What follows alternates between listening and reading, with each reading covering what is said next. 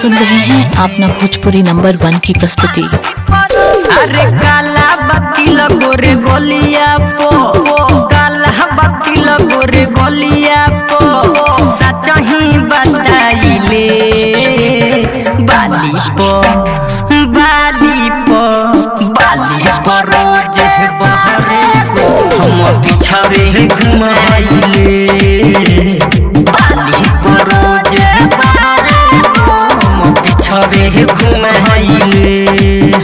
अरे काला बत्ती गोरे गोलिया पो, काला बत्ती गोरे गोलिया पो, सच ही बताइले बाली पो बाली पो बाली पो रोज बहरे हम पिछावे घुमाइले बाली पो रोज बहरे हम पिछावे घुमाइले।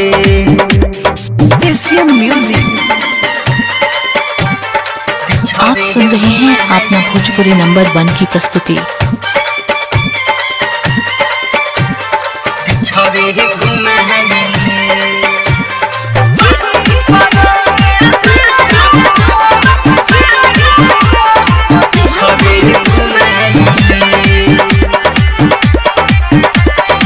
आप सुन रहे हैं अपना भोजपुरी नंबर 1 की प्रस्तुति।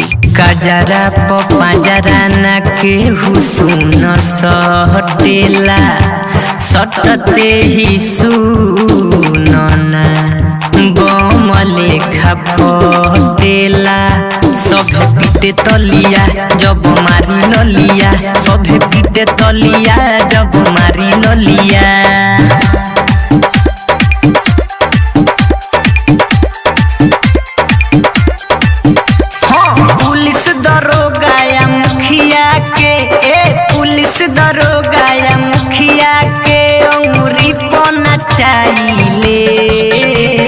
बाली पो बाली पो बाली पो रोज बहरे हम पिछावे घुमाइले बाली पो रोज बहरे हम पिछावे घुमाइले।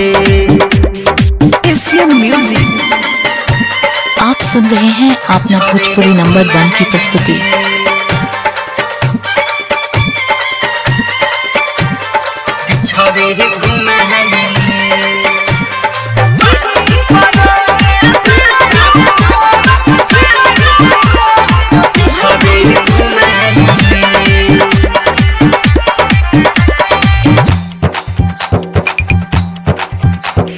हमारा पफीदा भइले अहरू न बुझाला राइटर हरे राम तुरल हसताला नहीं लहे दिहिले नहीं कहे दिहिले नहीं लहे दिहिले नहीं कहे दिहिले।